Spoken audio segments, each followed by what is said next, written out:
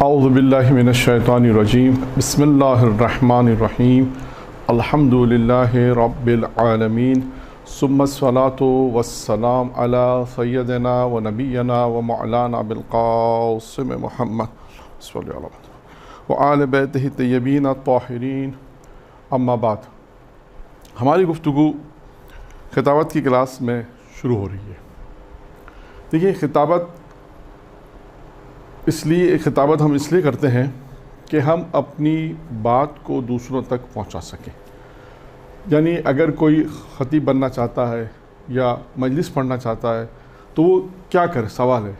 क्योंकि खिताबत की क्लास से पहले एक सवाल मैं इसको पेश कर दूं। कभी भी पूछा जाता है कि मौलाना अगर हमें मजलिस पढ़नी तो हम क्या करें, या एक ज़ाकिरा बनना है तो क्या करें। उसके लिए बेहतरीन यह है कि सबसे पहले देखें, हमारी यानी खिताबत की इस क्लास में या ज़ाकिरी की क्लास सीखने में या ख़तीबा बनने में या ख़तीब बनने में दो चीज़ें अहम किरदार अदा करती हैं। उन दो चीज़ें कौन सी हैं? एक है थ्योरी, एक है प्रैक्टिकल। बहुत सिंपल सी चीज़ है।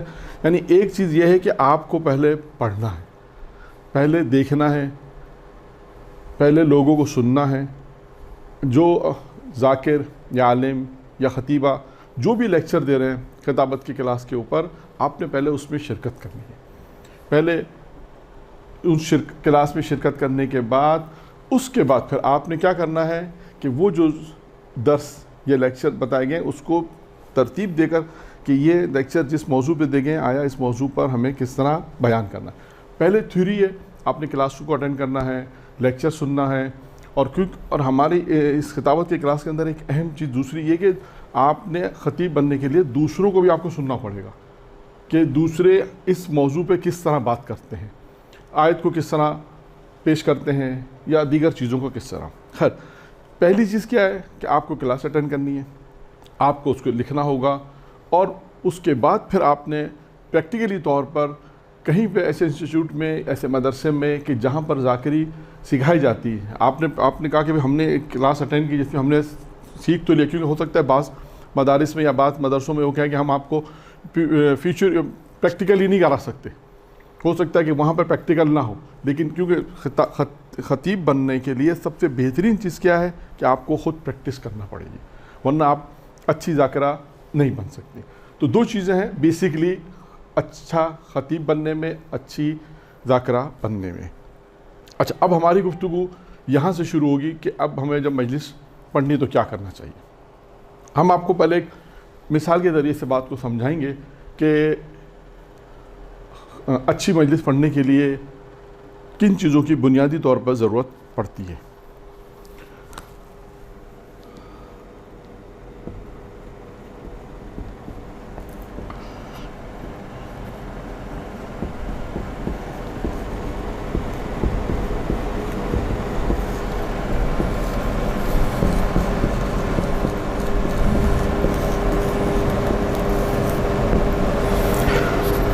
ये एक मिसाल है, और हमारे मोहतरम दोस्त मौलाना मोहम्मद रज़ा दाऊदी साहब ने एक मिसाल पेश की थी एक दर्स के अंदर।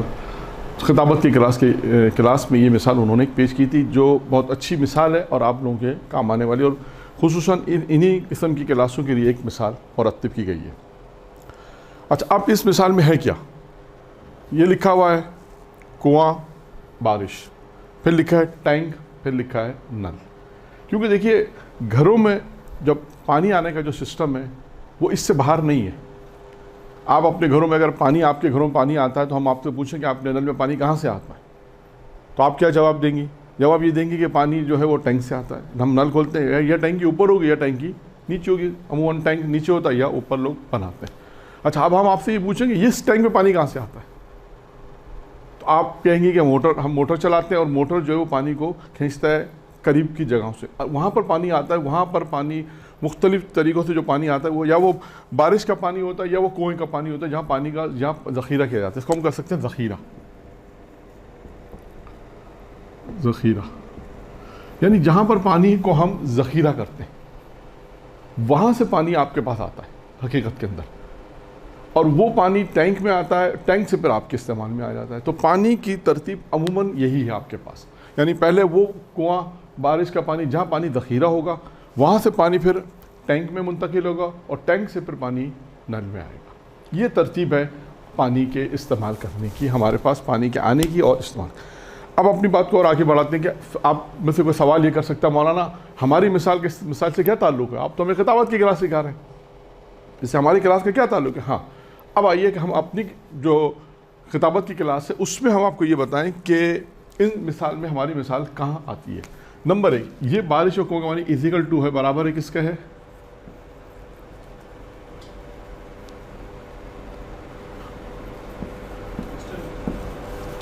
मुताल्लिक़ है। ये है मुताल्लिक़ है, यानी जितना ज़्यादा, अगर मैं आपसे एक बात करूँ, आजकल वैसे लॉकडाउन का सिलसिला चल रहा है 6-8 महीने से, तो उस सिलसिले उसमें ये मिसाल ज़्यादा हो सकती है। अगर फ़र्ज़ करें कि लॉकडाउन में पानी, अगर आपके पास पानी नहीं तो आप कम से कम टैंक में पूछेंगे कि जिससे जो पानी आपको सके तो मोटर चला पूछे मैं टैंक में कितना पानी है, तो आप क्या कहेंगे, वो कहेगा कि टैंक में इतना है कि 2 महीने में हमारे पास ज़ख़ीरा है, तो आप कहेंगे हाँ बहुत अच्छा, चलो 2 महीने सुकून है। फिर अगर आप उससे पूछें हाँ भाई जहाँ से पानी आता है वहाँ कितना पानी पड़ा हुआ है, वो कहेगा वहाँ भी 2-3 महीने का पानी है हमारे पास, तकरीबन 2-3 महीने वहाँ भी इतना है स्टॉक है, तो आप क्या कहेंगे कि सुकून हो जाएगा आपको कि 4-5-6 महीने हमारे पास पानी है, हमें प्रॉब्लम्स नहीं है। यानी जितना पानी स्टॉक होगा इतनी आपकी प्रॉब्लम्स कम होती चली जाएंगी। सेम तकरीरी और खिताबत की क्लास में भी सेम ये चीज़ है, जितना ज़्यादा आपका मुताला होगा उतनी ज़्यादा मुश्किल आपकी हल होती चली जाए। जितना ज़्यादा आपका मुताला होगा, देखिए मुताला एक ऐसी चीज़ है कि कहते हैं कि ख़तीब अगर मुताला करना छोड़ दे तो उसके लिए यानी वो कत्ल के बराबर एक तरह से होगा। तो अब जितना ज़्यादा आप मुताला करेंगे इतना ज़्यादा आपकी मजलिसें बेहतर होंगी, इतना ज़्यादा आपको मालूमात होगी, और बहुत सारी चीज़ें मुताले के ज़रिए से बहुत सारी चीज़ें हल होती हैं। तो अब सवाल यही था कि जितना ज़्यादा पानी वहाँ पे स्टॉक होगा उतना ज़्यादा आपको सुकून है। तो इसी तरह हमारी मिसाल में भी यही है कि मुताला जितना ज़्यादा होगा आपको मजलिसें उतनी ज़्यादा आराम से पढ़ सकती हैं, उतनी ज़्यादा आप सुकून के साथ मजलिसें पढ़ सकते हैं। नंबर 1। नंबर 2, कुआं के बाद हमारी दूसरी मिसाल, ये पानी कहाँ जाके मुंतकिल होता है, टैंक में। हमारी मिसाल में टैंक से क्या मुराद है, हमारी मिसाल में टैंक से मुराद है हाफिज़ा, मेमोरी जिसे हम कहते हैं। अब सवाल यही है कि आपने जो मुताला किया 1 घंटा 2 घंटा 3 घंटा ये मुताला कहाँ गया। सवाल अगर पूछेगी मुताला कहाँ गया तो आप क्या कहेंगे, ये मुताला कहाँ गया, ये मुताला गया आपकी मेमोरी में, हाफिज़े में गया। तो अब मजलिस पढ़ने के साथ साथ जो आपने मुताला किया है, ये मजलिस का जो आपका मुताला है ये कहाँ फ़ायदा देगा आपको, आपके हाफिज़े के साथ। अगर आपका हाफिज़ा बहुत अच्छा है, इंशाल्लाह हाफिज़े की गुफ्तगू आएगी, तो ये हाफिज़ा बहुत अच्छा होगा तो आपकी मजलिस और अच्छी इसलिए हो जाएगी कि आपकी मेमोरी में जो आपने मुताला किया है, जो आपने मजलिस मुरतब की है, जिस तरह पढ़ना चाहती हैं, आपकी मजलिस बिल्कुल उसी तरह से हाफिज़े में महफूज हो गया, आपकी ज़बान पर जारी होगी और आहिस्ता आहिस्ता उसको पढ़ेंगे। तो टैंक यानी जहाँ पर पानी जमा होता है, हमारी मिसाल में यह है हाफिज़ा। मुताले का दूसरा जो नुक्ता है वो है हाफिज़े का। अब सवाल आया है तीसरा, टैंक से पानी कहाँ जाता है, नल में। नल, अब देखें इन तमाम चीज़ों का ताल्लुक एक दूसरे से बहुत अहम है अगर आप देखें, क्योंकि अगर आपको फ़र्ज़ करें नल आपके बाद आपको कपड़े धोने, तो आप नल खोला, आपने पानी आ गया। आपको हाथ धोने वज़ू करना है, आपने नल खोला, पानी आ गया। अब सवाल है कि आपने नल खोला, पानी है और पानी ना आए तो आपके लिए एक बड़ा मुश्किल का सबब बनेगा। पानी होने के बावजूद भी अगर आप इस्तेमाल ना करें तो मुश्किल है। हमारी मिसाल में नल से क्या मुराद है, पहले मैं इस बात को मुकम्मल कर दूं। हमारी मुराद में है, नल से मुराद है बयान। यानी अगर आप देखें कि मजलिस के लिए ये 3 बातें बेसिकली बुनियादी तौर पर बहुत अहम है कि एक मुताला है, एक हाफिज़ा है और एक बयान है। अब आप अपनी इन मिसालों को खुद चेक करें कि ये जो मिसाल जो हमने आपको दी है, इस मिसाल के अंदर अगर तीसरे मरहले पे हम बात करते हैं, पानी वहाँ पर फ़र्ज़ करें कुआं में पानी बहुत है, ठीक है, वहाँ पर पानी ज़ख़ीरा भी बहुत है, वहाँ से पानी आपके टैंक में भी आ गया। टैंक से पानी आने के बाद आपके पास नल में आना ज़रूरी है। अगर ये पानी नल में नहीं आ रहा तो आपका वो ज़ख़ीरा पानी और जो टैंक में पानी वो आपके लिए किसी फ़ायदेमंद नहीं होगा, इसलिए कि आपकी प्रॉब्लम फिर नल है, पानी नहीं है। आपने नल खोला, पानी नहीं आ रहा, आपने कहा घर वालों से कहा कि पानी नहीं आ रहा, उसने कहा हाँ पानी टैंक में तो बहुत है, तो आप क्या कहेंगे, टैंक में पानी होने का मुझे क्या फ़ायदा है, मुझे कोई फ़ायदा नहीं, इसलिए कि जब तक मैं नल खोलूँ पानी ना आए तो उस पानी का मेरे लिए कोई फ़ायदा नहीं जो टैंक में 1000 लीटर भी पड़ा हुआ है, 2000 लीटर पड़ा हुआ है, 5000 लीटर पड़ा हुआ है। तो पता ये चला कि वो पानी जो टैंक में और वो पानी जो ज़ख़ीरा है, वो पानी उस वक्त आप जब इस्तेमाल करें तो आपके तो फ़ायदेमंद है। इसी तरह आपका मुताला, आपका हफ्ज़ा उसी वक्त फ़ायदेमंद होगा जब आपका बयान अच्छा हो। आप बहुत से लोगों को देखते हैं कि मुताला बहुत अच्छा है, हाफ़ज़ा भी बहुत अच्छा है, लेकिन आप उनसे क्या आगा साहब मजलिस पढ़ें, कहते हैं मजलिस नहीं पढ़ सकते। अच्छा, उनको क्योंकि उसकी वजह होती है कि शायद उन्होंने कोशिश नहीं की। आप उनसे बिठा के गुफ्तगू करें, बिठाने का बेहतरीन गुफ्तगू करते हैं कुछ लोग हैं। आप उनसे बिठा के गुफ्तगू करें, घंटों बैठ जाएंगे, घंटों सवाल का जवाब देंगे। नहीं, उनसे कहा मिंबर पे आ जाएंगे, मिंबर पे नहीं आते, क्योंकि बयान में मेहनत नहीं की। अच्छा, अब आइए मैं आपसे एक सवाल पूछता हूँ, एक मिसाल देता हूँ मैं आपको। बयान कहते किसे, बहुत ही मुख्तसर एक मिसाल में देता हूँ कि बयान के हवाले से कि बयान किसे कहते हैं। फ़र्ज़ करें यहाँ से एक खातून जाती है, हम बैठे हुए, यहाँ से एक खातून गई, तो मैंने आप में से सवाल पूछा कि ये खातून कौन थी। तो आप में से फ़र्ज़ करें किसी की वालिदा है, किसी की वालिदा भी है। मैंने सवाल पूछा कि ये कौन है, तो जिसकी वालिदा होगी वो क्या कहेगी कि आगा साहब मेरी वालिदा गई है यहाँ से। मैं कहूँगा बिल्कुल ठीक है। फिर मैं आपसे एक सवाल और पूछूंगा, क्या इस खातून का आपके साथ इनडायरेक्टली कोई रिश्ता है या नहीं है। आप सब सोचने में मजबूर हो जाएंगे, क्या इस खातून का हमारे साथ क्या रिश्ता है और कौन सा रिश्ता है। कोई कहेगा इंसानियत का रिश्ता है, कोई कहता है कि जो है वो औरत का। नहीं, इनडायरेक्टली एक रिश्ता और है। जैसे माँ का एक रिश्ता है ना, आपने कहा मेरी वालिदा है, यानी माँ बेटी का एक रिश्ता है। इसी तरह एक और रिश्ता भी है, वो है इनडायरेक्टली। अलबत्ता डायरेक्टली शायद हम उसे नहीं कह सकें। वो क्या रिश्ता है, वो रिश्ता ये कि ये आपके बाप की बीवी है, लेकिन आप जिसकी वालिदा थी, आप में से जिसकी वालिदा थी, उसने ये नहीं कहा ये मेरे बाप की बीवी जा रही है। उसने क्या कहा, मेरी वालिदा जा रही है। तो मेरा सवाल कि वो क्यों नहीं कहा, जबकि वो भी है रिश्ते में। तो आप कहेंगे कि इसलिए कि आगा साहब वो बोलने में मुश्किल लगा, बोलने में अच्छा नहीं लगता। इसी बयान भी बस यही है कि जो चीज़ बोलने में अच्छी लगती है, अल्फाज अच्छे हों, अदायगी अच्छी, इसी का नाम बयान है। बयान भी यही है कि आपने अपनी गुफ्तगू को बहुत शीरीन, अच्छे अल्फाज में, अच्छी अदायगी में, अच्छे तरीके से उसको, ताकि सामने वाले जो सुन रहे हैं, जिसकी समात है, जो सुन रहे हैं, उनको अच्छा लगे। आपने उन चीज़ों को बयान करना है और इस तरह बयान करना है कि वो यानी आपकी गुफ्तगू में महफ हो जाए कि यार मौलाना साहब तकरीर कर रही है, ज़ाकिरा तकरीर कर रही है, तो ये ना हो कि बार बार वो घड़ी देखें कितनी देर, पता नहीं कितनी देर पढ़ेंगी, पता नहीं अभी तो 20 मिनट हो गए, अभी तो 25 मिनट हो गए, कब उतरेगी। नहीं, आपकी गुफ्तगू ऐसी हो, बयान ऐसा हो, शीरीन हो कि आप जब गुफ्तगू करें तो वो 40 मिनट, 45 मिनट, 50 मिनट उसको पता ना चले कि कहाँ निकल गए। यह है बयान। बयान पे मेहनत करनी पड़ती है और फिर इंशाल्लाह आएगा कि बयान में हम बयान को बेहतर कैसे बनाएं। अच्छा, ये एक हमने एक सरसरी सी एक पहली बेसिकली मिसाल आपके सामने बयान की कि जिसमें 3 चीज़ें बेसिकली बहुत ज़रूरी हैं। मजलिस अगर पढ़नी है तो ये 3 चीज़ें बहुत ज़्यादा ज़रूरी हैं। अब आते हैं हम दूसरी मिसाल के ऊपर।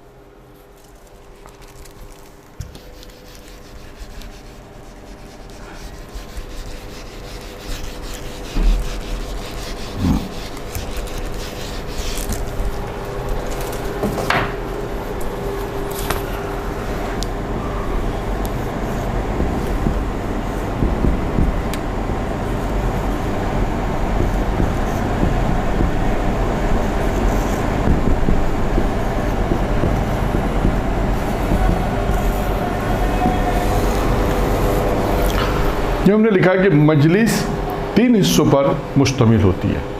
अच्छा, अब क्योंकि इसमें जो बातें हम बयान करेंगे वो मजलिस दर हकीकत इसलिए हमने लिखा है 3 बातों पर। अगर आप अभी बयान के बाद कहेंगे मौलाना इसमें मजलिस से पहले तो मजलिस ही नहीं होती और बाद 10 मजलिस नहीं होती, क्योंकि देखिए मजलिस 3 हिस्सों पे कौन सी है। नंबर 1, मजलिस से पहले। 2, दौरान मजलिस। 3, बाद मजलिस, मजलिस के बाद।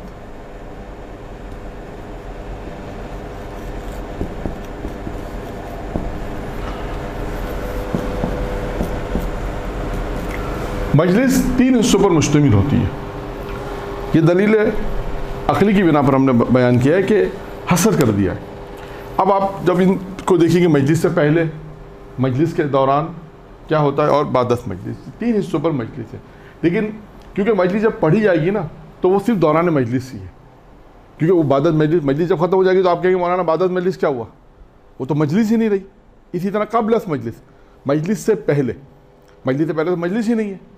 तो ये सिर्फ आपको समझाने के लिए कहा गया है कि मजलिस 3 हिस्सों पर होती है। यानी जब हम मजलिस जो असल में जो हम मजलिस पढ़ना चाह रहे हैं उससे पहले जो हमारी तैयारी होगी ना वो भी मजलिस में ही काउंट होगी, इसलिए हम इसको कह रहे हैं मजलिस से पहले। और बादत मजलिस क्यों कहा हमने, इसलिए कि जो हम पढ़ रहे हैं उसका रिजल्ट हमें मिलेगा वो भी मजलिस का होगा, इसलिए हमने कहा बादत मजलिस। इसलिए हमने इसको 3 हिस्सों में तकसीम किया है कि मजलिस के 3 हिस्से होते हैं। 3 हिस्से कौन से होते हैं? एक हिस्सा है मजलिस का, मजलिस से पहले। मजलिस से पहले हमें क्या करना है, एक सवाल है कि मजलिस से पहले क्या करना है। मजलिस से पहले 3 बुनियादी चीज़ें जो अभी आ चुकी हैं वही 3 चीज़ें हैं मजलिस से पहले में। मजलिस से पहले आपको मुताला है, आपका हाफिज़ा है और बयान।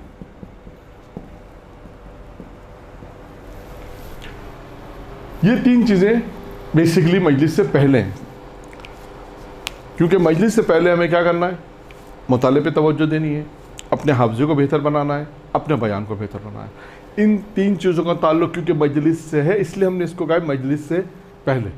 इस मजलिस से पहले हमें आमादगी करनी पड़ती है, तैयारी करनी पड़ती है, लिहाजा इसलिए हम इसको कहते हैं कि ये मजलिस से पहले। अब इंशाअल्लाह ताला अगली गुफ्तगू में आएगा कि ये 3 सवाल फिर बयान हो, ये 3 सवाल फिर होंगे कि मुताला कैसे करें मौलाना, बयान को कैसे बेहतर बनाएं, हाफिज़े को कवी कैसे करें, ये इंशाअल्लाह अगले जलसे में बयान होगा। अब आते हैं दौरान मजलिस। ये बहुत मुहिम चीज़ है। दौरान मजलिस का मतलब क्या है कि जब आपने मजलिस शुरू की, बिस्मिल्लाह से मजलिस आप शुरू करेंगी और आप मसाइब के बाद दुआ के वक्त उसको मजलिस को जब ख़त्म करेंगी तो ये होगा मजलिस का एंड। अब इन दौरान मजलिस जो क्या क्या चीज़ें ज़रूरी हैं। दौरान मजलिस सबसे पहले हम क्या करेंगे, खुतबा, इसके साथ हम लिख देते हैं प्लस आयत।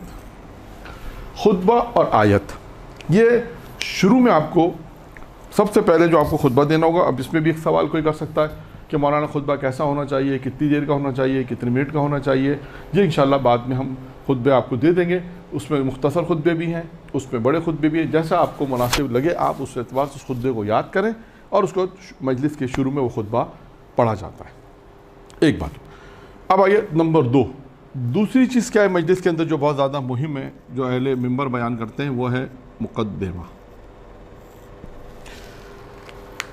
ये मुक़द्दिमा क्या है, मुक़द्दिमा क्या चीज़ होती है? देखिए, मुक़द्दिमे को मैं आपको पहले एक मिसाल दे देता हूँ समझाने के लिए, उसके बाद फिर मैं मुक़द्दिमा बयान करता हूँ।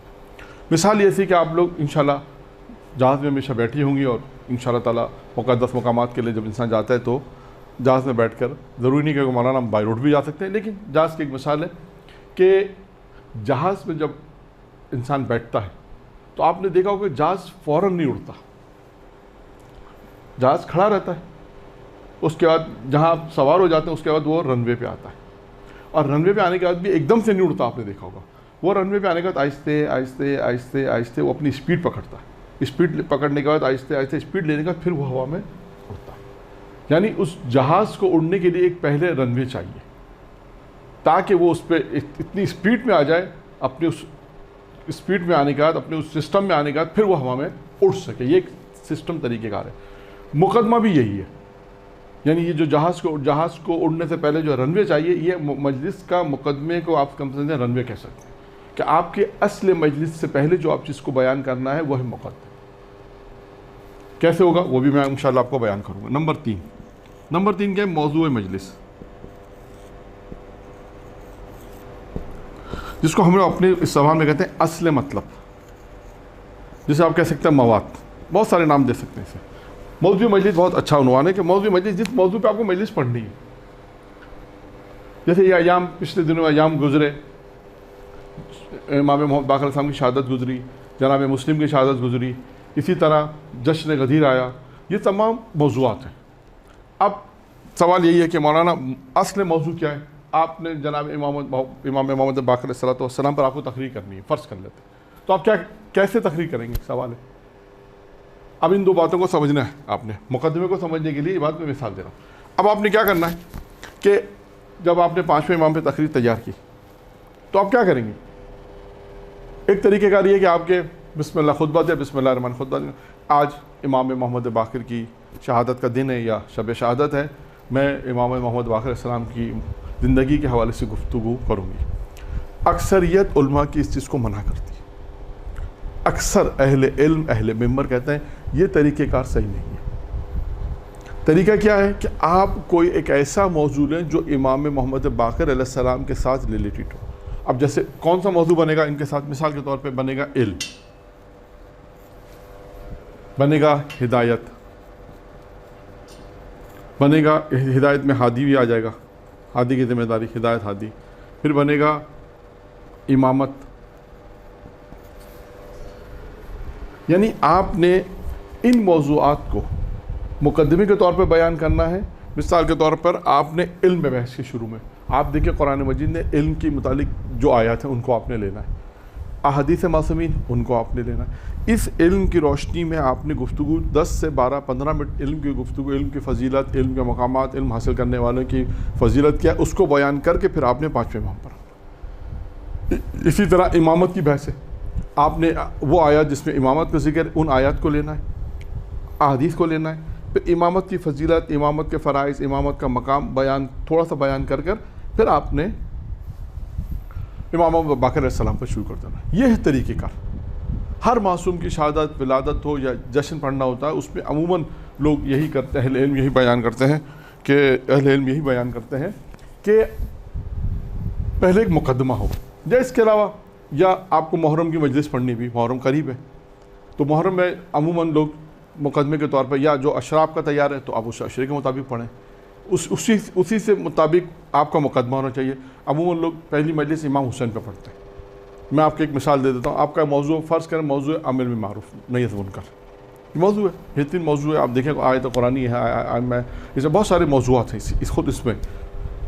आप इस मौजू को आपका अशरे का उन्वान है तो आपने क्या करना है कि पहली तकरीर आपने इमाम हुसैन अलैहिस्सलाम पे, अगर लोग अमूमन पढ़ते हैं इमाम हुसैन की फ़जीलतें, अदादारी के फ़ज़ाइल, अदादारी के हवाले से गुफ्तगू करते हैं। अब आपने अपने मौजू से रिलेटेड जो है देखें कि इमाम हुसैन अलैहिस्सलाम ने अमीर मारूफ के मुतालिक क्या फ़रमाया। पहले दिन अगर आपने तकरीर में अदादारी की फ़जीलत, अदादारी के मुख्तलिफ मौजू, अभी मैं आपको मौजू भी दे सकता हूँ कि आप एक मौजू है आदाब मजलिस, इस पर तैयारी करें। बेहतरीन मौजू है, बास राइटर ने इसमें बहुत सारी चीज़ें लिखी हैं, अच्छे मौजूआत हैं ये। नंबर 1। दूसरा मौजू मैं आपको दे देता हूँ मजालिस के हवाले से, कैफियत मजलिस। मजलिस की कैफियत क्या, आप कैफियत मजालिस क्या है, इसमें भी उन्होंने पॉइंट्स लिखे हैं। मसलन गिरिया है, रोना है, किस तरह है, रवायत में रोने के मुतालिक क्या आया है, उस तमाम चीज़ों को, फ़र्श अदा की फजीलत क्या है, फ़र्श अदा की अहमियत क्या है, बहुत सारी चीज़ें इस मौज़ूआत में कैफियत अदादारी के अंदर आती है। आपने खाक सर पर डालनी है, आशू के दिन गिरबान को चाकना बताइए मर्दों के लिए। खैर, तो बहुत सारी चीज़ें, अब ये ख़ुद मौज़ूआत हैं, कैफियत अदादारी है, इसी तरह मुख्तलिफ़ चीज़ें हैं। ठीक है,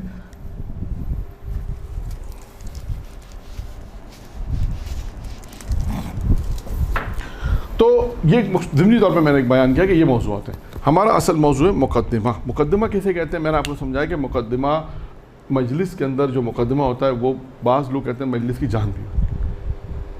क्यों जान होती है मजलिस? इसलिए कि आपका मुकद्दमा अपने उस हदफ तक पहुंचता है, आपको पहुंचाता है जो आपके असल मौजू, जो आपका मजलिस का जो मौजू है वहाँ तक आपको पहुँचाने में मदद करता है। आप ये नहीं हो सकता कि आपने मुकद्दमा तैयार किया, आपका मौजू कुछ और है, नहीं, ये आपकी मजलिस को ख़राब कर देगा। आपका मुकद्दमा, जो भी मुकदमा आपने तैयार किया, ये थोड़े से मेहनत का काम है। अच्छा, फिर ये भी एक इसका अहम ताल्लुक जो है ना 2 चीज़ों से। देखिए, मुकदमे का ताल्लुक 2 चीज़ों से, ये 2 चीज़ें मैं बयान कर देता हूँ। 2 चीज़ें कौन कौन सी है? मुकदमे का ताल्लुक दो अहम चीज़ों से, एक है मुताला और दूसरा है तफक्कुर। मुताला आपका होना चाहिए और तफक्कुर, ये 2 अहम चीज़ें ऐसी हैं कि जो आपके मुकदमे में बहुत अहम किरदार अदा करती है। इसलिए कि आपका जब मुताला थोड़ा सा वसी है और आपको कोई मौजू दिया गया है कि आपको इस मौजू पे पढ़ना है, तो आप अपने उस मुताले के रोशनी में, उस मुताले की रोशनी में आप तफक्कुर करेंगे कि मैं इस आयत को या इस अपनी इस मजलिस को कैसे इस मुकदमे के साथ मिलाऊं और मैं अपनी मजलिस को आगे लेके जाऊं। ये मुहिम तरीन चीज़ है कि आपके पास मुताला होना चाहिए, क्योंकि आपको कुछ भी पढ़ना है। आपने कोई अगर मजलिस तैयार की, कोई मौजू आपने तैयार किया, आपने एक मौजू तैयार किया, मैं आप मिसाल दूँ कि अमीरुल मोमिनीन को पैगम्बर इस्लाम ने 6 नसीहतें की। बहुत दिलचस्प नसीहतें हैं, मिल जाएंगी आपको किताबों में कि पैगम्बर इस्लाम ने अमीरुल मोमिनीन को 6 नसीहतें की, बहुत दिलचस्प, ठीक है।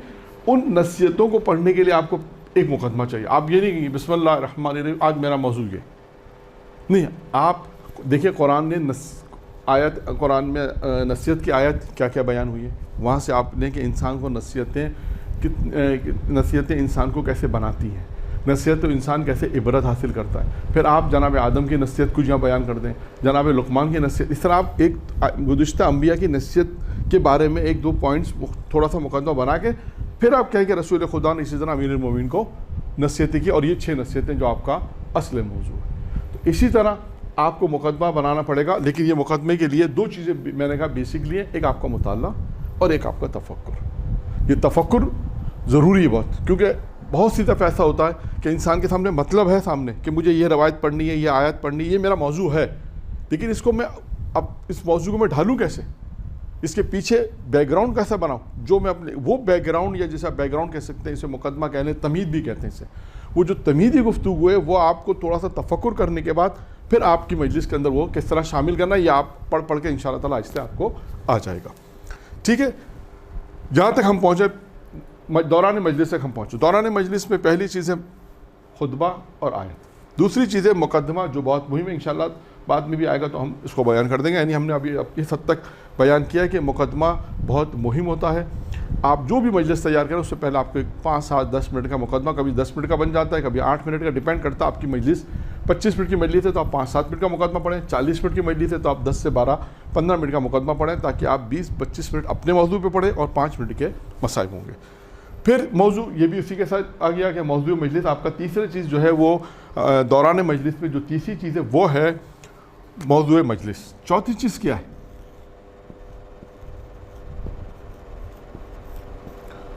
चौथी चीज़ है रब्त मसाइब।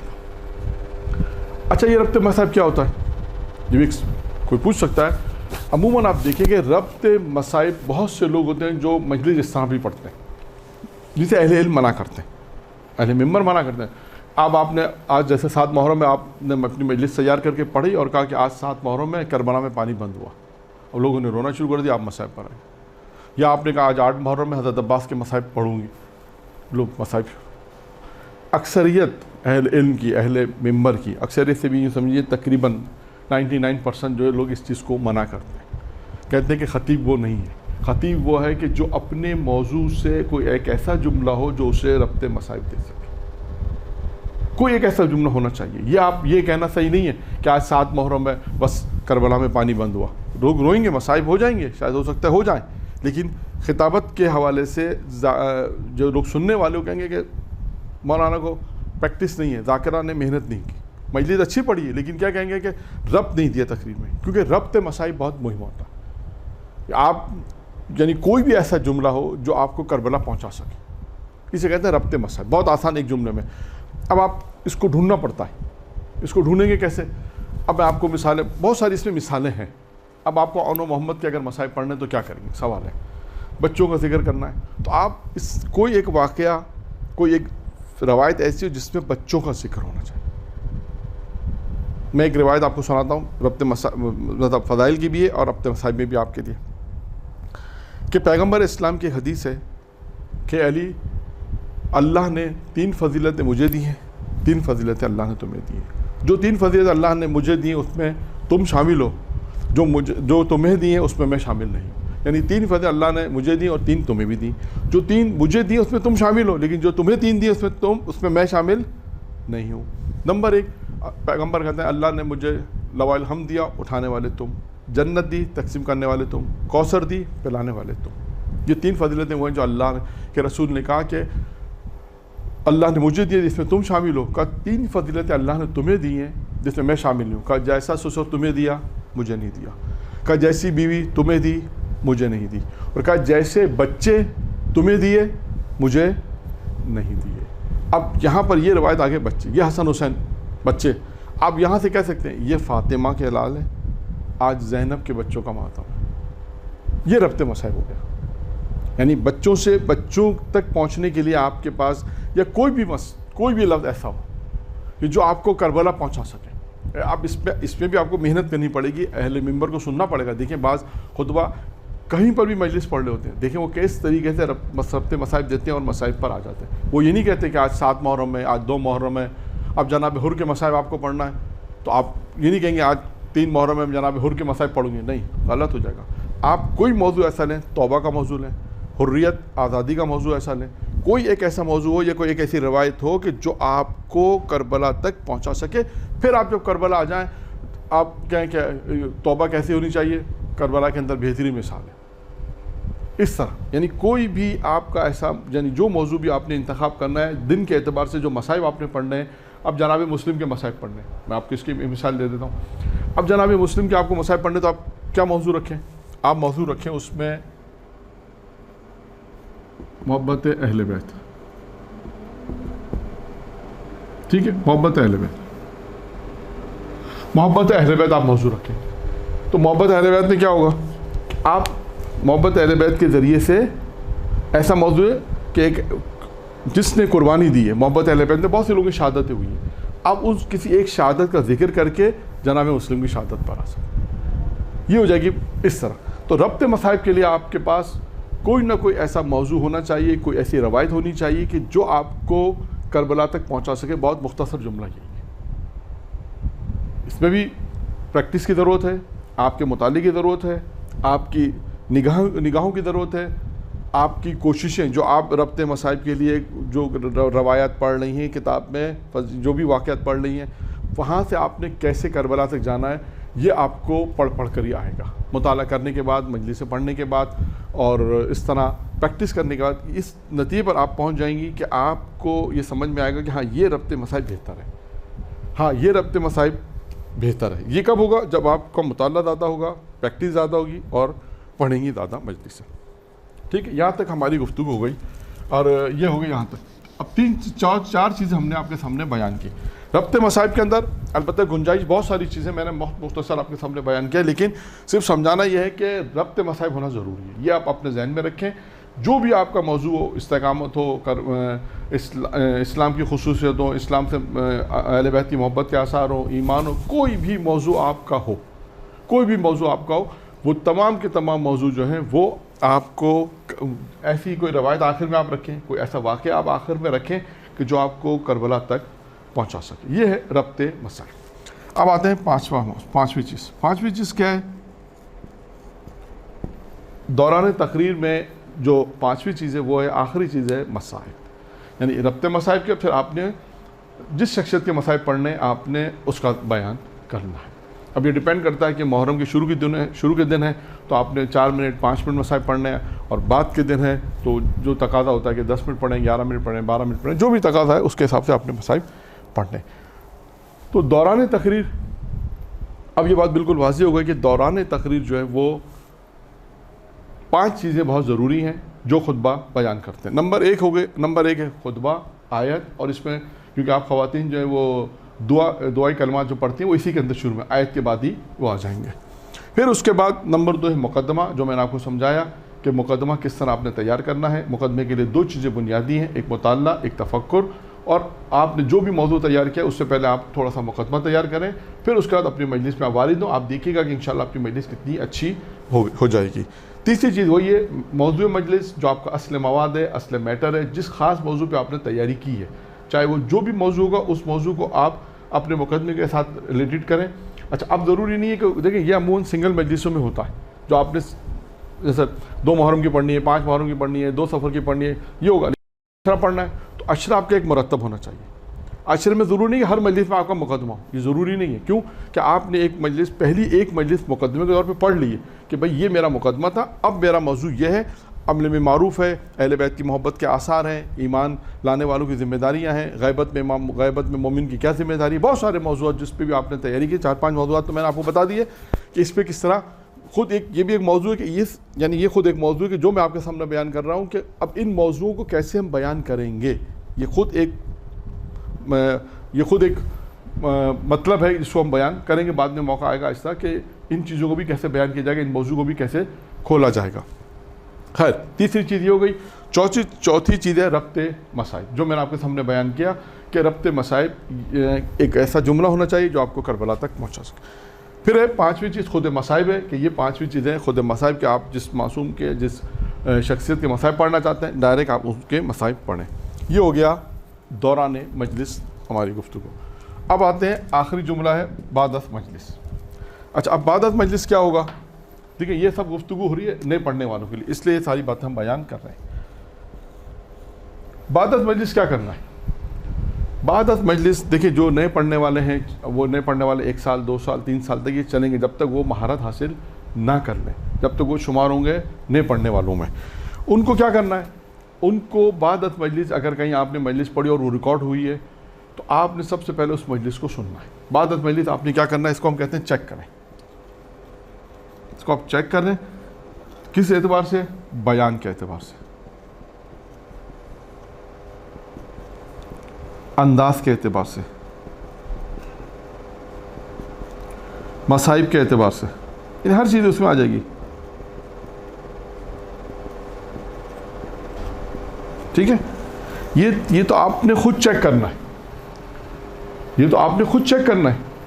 सवाल ये कि अब सवाल ये है कि ये तो आपको फीडबैक कैसे मिलेगा? ये तो है कि आपने मजलिस के रिकॉर्ड हुई या यूट्यूब पे चली गई या आपको किसी ने भेज दी, तो आपने अपने आप को चेक करना है। बादत मजलिस ये काम करना है। बादत मजलिस, देखिए, मजलिस का कोई ताल्लुक नहीं है, लेकिन यूँ ताल्लुक है कि आप सीख रही हैं, पढ़ रही हैं, तो आपको चेक करना है कि मेरी मजलिस कैसी रही। तो आपको हर एतबार से, बयान के एतबार, अंदाज के एतबार से, मसाइब के एतबार से, रब्ते मसाइब के, हर चीज़ जो आपने मजलिस में सीखी है वो आप उसमें चेक करें कि आया जो मजलिस मैंने पढ़ी है और जो मुझे बताया गया था वो मैंने तमाम चीज़ों को लिहाज किया, रियायत किया, नहीं की, ये आपने चेक करना है। अच्छा, ये तो आप चेक करेंगे। अब फीडबैक आपके पास आएगा, वो फीडबैक जो आएगा वो आपके पास किसका आएगा? फीडबैक आएगा एक तो खवास का, खवास का आना चाहिए, जो आपके बिल्कुल क्लोज हैं, बहुत ख़ास है, जो मजलिस सुनने वाले हैं, वो फीडबैक आपको अच्छा देंगे। जो ख़ास है, जो अगर कोई ज़ाकिरा बैठी है, उसमें कोई अच्छी सुनने वाली ख़वातीन बैठी हुई हैं, तो वो आपको बता सकती है कि देखो, इसको ऐसे नहीं ऐसे पढ़ो, इसको ऐसे नहीं ऐसे पढ़ो। वो फीडबैक आपके बहुत काम का होगा, जो खवास का होगा। दूसरा फीडबैक होता है आवाम का, आम्मा का।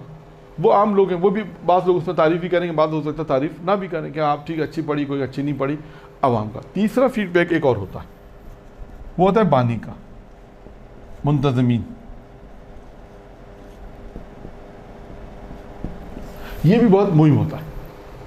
ये 3 फीडबैक आपके बहुत काम के, खवास, आवाम, आम्मा, और तीसरी चीज़ है बानी, जिसने आपको दावत दी है।